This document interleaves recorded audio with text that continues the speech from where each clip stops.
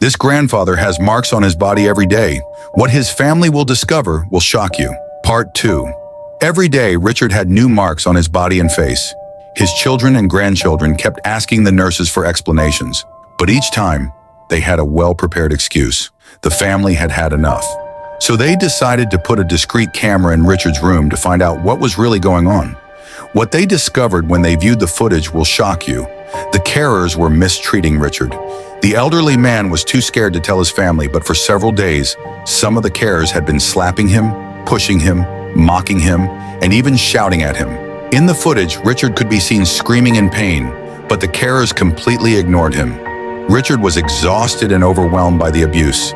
He just wanted it to stop. The evidence allowed the family to file a formal complaint, and the carers who had subjected Richard to these horrors were convicted.